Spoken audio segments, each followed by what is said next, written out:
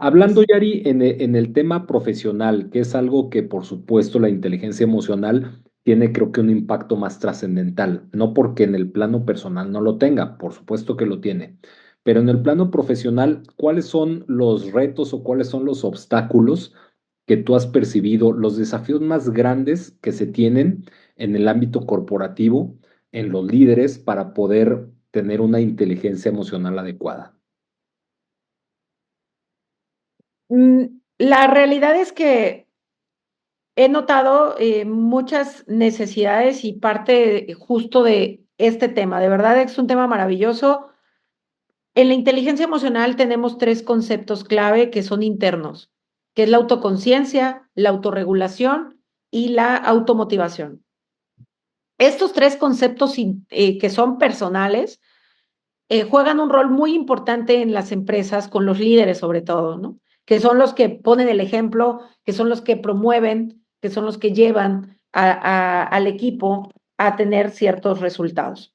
Entonces, cuando un líder no tiene autoconciencia de que no es capaz de manejar sus emociones, que no tiene autoconciencia de que a lo mejor está generando una proyección en alguien que ya lo agarró de encargo, ¿no? Pero no es por la persona, sino porque esa persona le recuerda a alguien y, y hay muchas cosas que la persona, el líder, tiene de manera interna y no es consciente de ello. No es consciente de que a lo mejor no es asertivo para comunicar, no es consciente de que a lo mejor se enoja rápido y su cara lo demuestra, aunque no diga nada.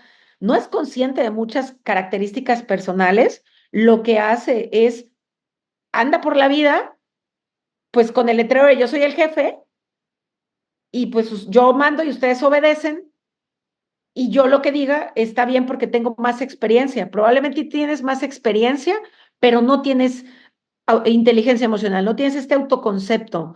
Te enojas rápido y te enciendes. Y con la idea de que eres el jefe, pues a ti no se te puede decir nada. Entonces, no tienes regulación, no tienes control porque luego ejerces tu poder como jefe y no como líder. Y por tanto, puede ser también que además no tengas una motivación, que a lo mejor el clásico de buenos días, pues ¿qué tienen de buenos, no?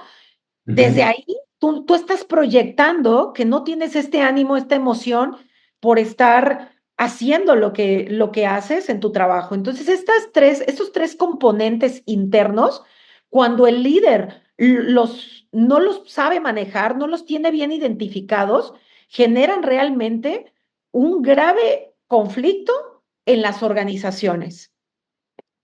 Estos tres componentes que son internos afectan directamente a los dos componentes externos que también tienen que ver con la inteligencia emocional, que es la empatía y las habilidades sociales. Son los dos componentes de los cinco que hace un momento comenté, dos componentes que sin duda son muy necesarios en una organización.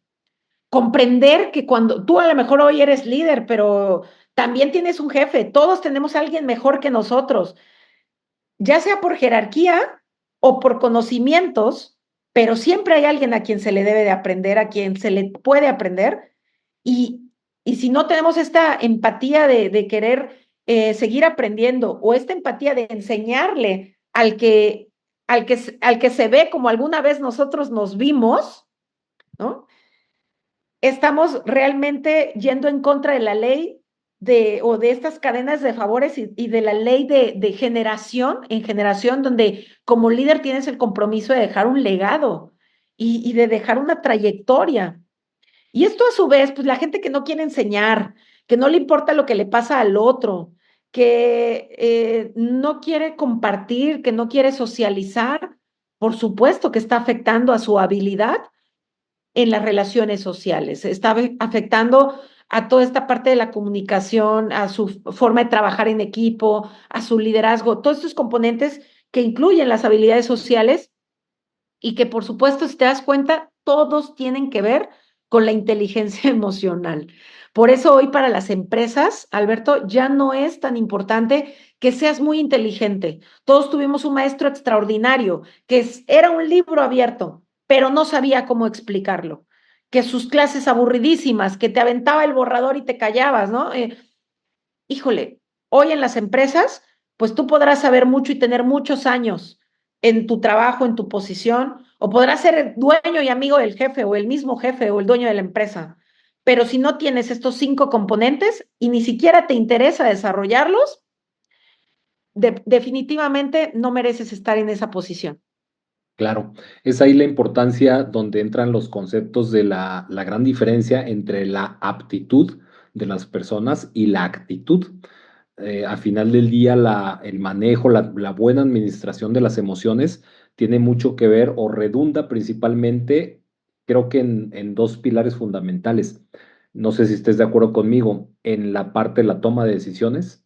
Las emociones nos hacen tomar decisiones correctas o incorrectas y también en la manera en cómo nos comunicamos dentro de ese aspecto que tú hablas de que somos seres sociales y tenemos que manejar unas relaciones interpersonales de una manera correcta para poder lograr tanto objetivos personales como objetivos en equipo, ¿no?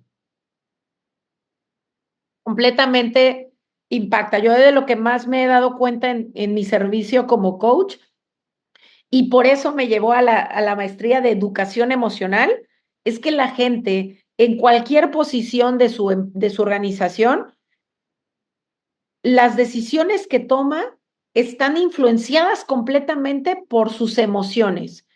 Estas le conflictúan demasiado para tomar acciones.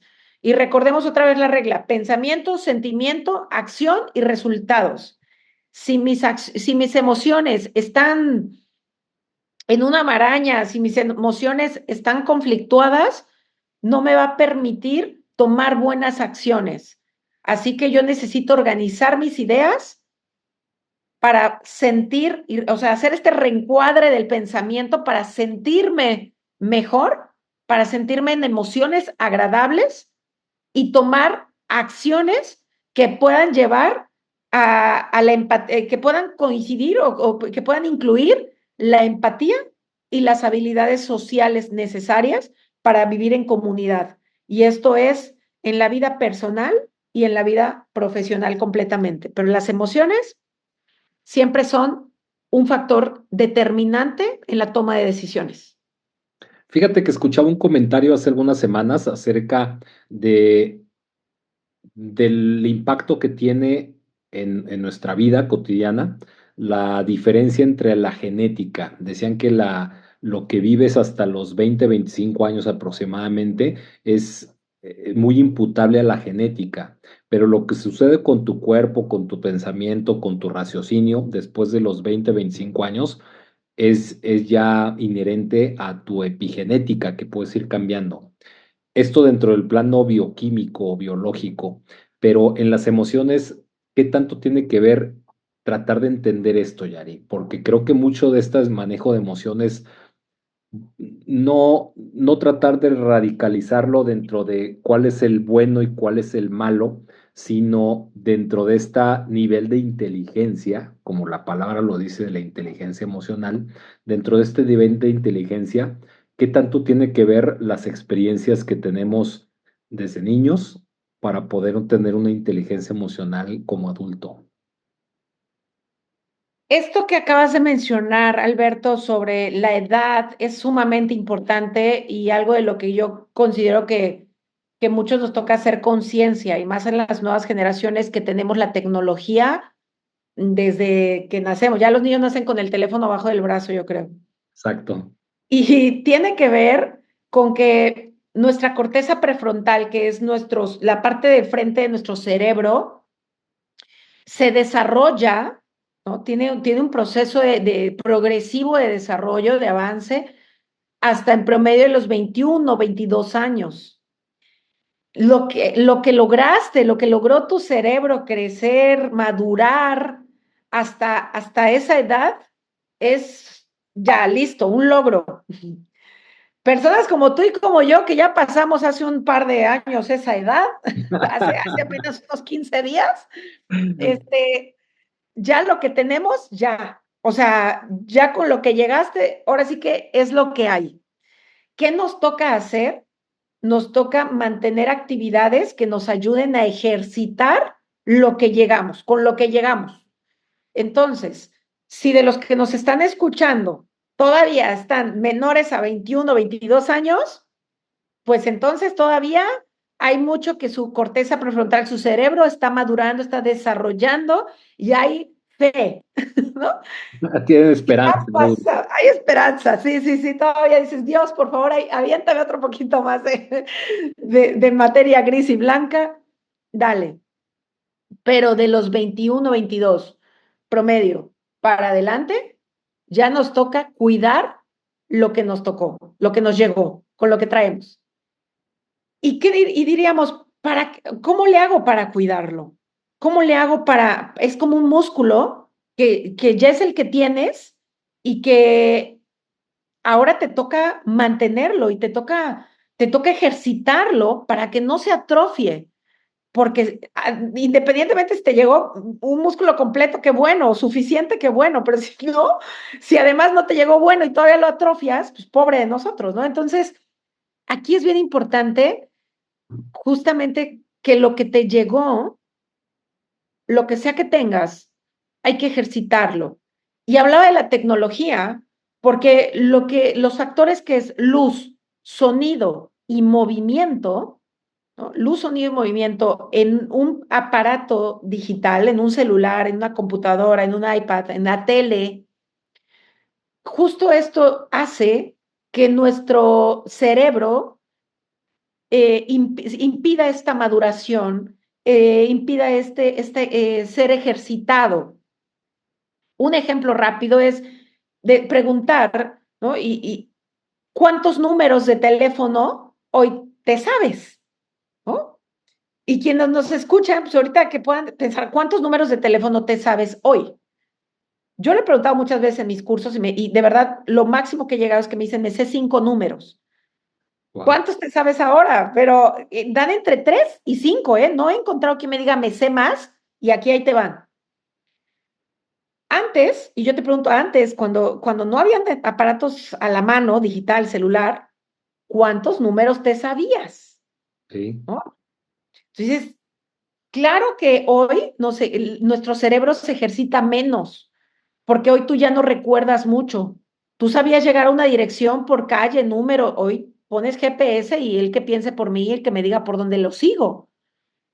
La tecnología limita la maduración de nuestro cerebro. Y mientras esta maduración se vea limitada, se vea poco ejercitada, entonces, pues también lo mismo sucede con pues esta zona de nuestro cerebro donde las emociones también se alojan y nuestro cerebro al final del día se ve complicado para procesar estas emociones. Por tanto, ¿qué invito? Pues que tengamos más control del uso de la tecnología que hoy por hoy estamos llevando a cabo, porque es lo que nos está limitando la maduración de lo que ya de por sí ya traíamos de cerebro, ¿no? claro. Qué interesante punto acabas de abordar acerca de la diferencia o de esa correlación que existe entre la corteza prefrontal, el desarrollo de nuestro cerebro. A mí me fascina en las últimas épocas que he leído mucho acerca de neuroplasticidad, de esos estudios que realmente tienen igual, yo creo que la inteligencia emocional, muy poco tiempo de ser abordados, Sí, que sí. empezó Santiago Ramón y Cajal hace menos de 100 años atrás, donde empezó a tratar de preguntarse cómo funcionaba el cerebro y cuáles eran los efectos que tenía. Entonces me parece maravilloso que lo correlaciones con con esa neuroplasticidad, con cómo funciona nuestro cerebro para poder digerir y por lo tanto tener una inteligencia de nuestras emociones, una administración de nuestras emociones mejor. Dicen que ya últimamente acabo de leer un libro también muy interesante que me gustó mucho de Jonathan Haidt, que se llama The Anxious Generation, la generación de la ansiedad. Y habla acerca de todos las personas que nacieron después del año 2000, es decir, la llamada generación de cristal, donde Así. habla que es la primera generación que está viviendo con una ansiedad impresionante y tiene mucho que ver por el contacto, porque ellos nacieron, como tú dices, no casi de manera literal con el celular bajo el brazo, sino crecieron con el celular frente a sus ojos. Desde los 10 años empezaron a interactuar, fue la primera generación que nació con redes sociales siendo niños. Y eso ha llevado a problemas muy graves desde el punto de vista de ese desarrollo de la corteza prefrontal. Y que bueno, hablando o enfocándolo como tú lo relacionas con las emociones, con la importancia de tener una administración correcta de las emociones, ¿qué es lo que tú sugieres de cómo podemos ir fortaleciendo esas habilidades? Como tú dices, es algo que se puede desarrollar. El cerebro a final del día es un músculo que como los brazos, como las piernas, entre más movamos y entre más ejercitemos, más se va a desarrollar. Ese desarrollo cerebral y eso que podemos abonar para tener una mejor administración de nuestras emociones, ¿cuáles son algunas sugerencias, algunas recomendaciones que tú les podrías dar a quienes nos escuchan? Esto es súper importante porque no es inventar el hilo negro. Yo estaría súper, estoy muy segura que una frase que decía Víctor Coopers recientemente, él es autor de varios libros, pero habla uno en específico de la psicología positiva y cómo podemos hacer para justo esto, cómo podemos hacer para cuidar nuestras emociones, para revertir un poquito lo que las nuevas generaciones están ya viviendo a causa de la tecnología. Y la frase que él dice me parece tan poderosa que quisiera compartirla ahora mismo en respuesta de tu pregunta, y es parar para reparar. Esta frase me parece tan breve y tan poderosa que parar para reparar implica justo esto, es tener calma de lo que hoy estas generaciones que nacieron con la pantalla frente a sí mismos, no están haciendo. Todas estas generaciones y que lo que hacen es ya piden algo, recompensa inmediata. Todos los juegos ya es recompensa inmediata, compras inmediatas. Quiero algo, lo pido quiero comer, lo pido en línea. Quiero comprar, lo pido en línea. No quiero salir, me lo traen a mi casa. Toda esta parte rápida, inmediata. Antes tú y yo teníamos que ir a los libros, a las bibliotecas, había mucho proceso. A mí me tocó todavía el transcribir las bibliografías, Claro. de estas, las pantallitas estas de la historia del personaje y tú transcribías en tu libreta. Ahora ya nada de eso, ahora ya todas las aplicaciones de inteligencia artificial, de que ya le tomas una foto, que ya te lo traducen, ya no tienen ni que escribir, ya no tienen que hacer nada. Toda la inteligencia artificial te lo viene haciendo, te hacen las preguntas del cuestionario, te hace todo. Ya no hay espera de nada, ya no hay paciencia, ya no hay tantas cosas que antes sí ya teníamos que llevar a cabo y teníamos a veces, teníamos que ser expectantes de lo que iba a suceder, analizando los siguientes pasos, pensando cómo le voy a hacer para portarme bien y que cuando llegue el fin de año los Reyes Magos me traigan algo. Ahorita ya nada de eso. Entonces, la frase de Víctor Coopers me pareció maravillosa: parar para reparar. Y en este parar implica actividades que ahí es donde te digo, no tenemos que inventar el hilo negro, amigo. No tenemos que hacerlo. Solo es parar y eso implica paciencia. No necesito tener todo rápido y a la hora, a ver, calma, esperar una recompensa, ser perseverante, darnos el tiempo de escucharnos y escuchar a las otras personas. Pero es una escucha activa, una escucha como tú y yo ahora, de estar frente a frente, de estar realmente poniéndonos atención. ¿Cuántas veces estamos hablando el uno con el otro y es como, ajá, sí, te escucho? Ah, tú dime. Yo, sí. eso es lo que hoy vivimos y no es así. Parar para reparar implica de verdad hacer conciencia de uno mismo, escuchar al otro, implica tomarse un tiempo y hacer cosas para esperar una recompensa, cosas o actividades. El tema del ejercicio, el tema de la nutrición, que es lo que vemos en HealthQuest, es una cuestión de tiempo, de proceso. La gente quiere todo rápido porque la tecnología hoy nos da las cosas rápidas, pero parar para reparar es entender que llevamos un proceso. Por eso las pastillas mágicas no son parte de HeadQuest. Es parar para reparar. Es con calma, con progreso constante, ir generando habilidades de inteligencia emocional, habilidades para la disciplina, habilidades para comer bien. Esto lleva tiempo, esto lleva pensamientos positivos, sí lo voy a poder lograr, cómo me voy a ver en un futuro cuando tenga yo el cuerpo que he soñado, la salud que he deseado, cómo voy a darle el ejemplo a mi familia de una sana nutrición. Toda esta parte de paciencia, de constancia, esto es en el tiempo en que tú paras. Leer un libro implica esta paciencia y esta perseverancia de parar unos minutos, dedicarte a realmente leer y nutrir tu mente, implica el hacer ejercicio, implica parar. ¿Cuántas veces dicen, cuántas veces van al gimnasio y van a tomarse fotos y realmente tardan más tiempo en tomarse fotos que en lo que tardaron con la rutina? Entonces es parar para reparar otra vez, deja ahí la inteligencia artificial, deja la tecnología, para y dedícate, aunque sea 30 minutos, consciente de hacer ejercicio. De verdad, no es lo mismo para el cerebro que tú dices, ay, yo camino diario de aquí al camión y con ese tiempo yo de ida y de vuelta, ahí está la media hora del día. No es igual. No es igual y menos si vas con el teléfono en la mano. No es igual.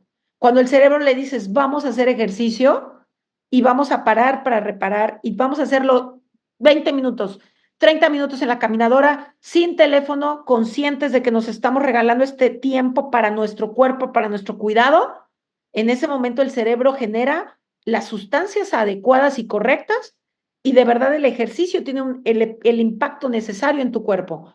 Y esto otra vez implicó parar para reparar.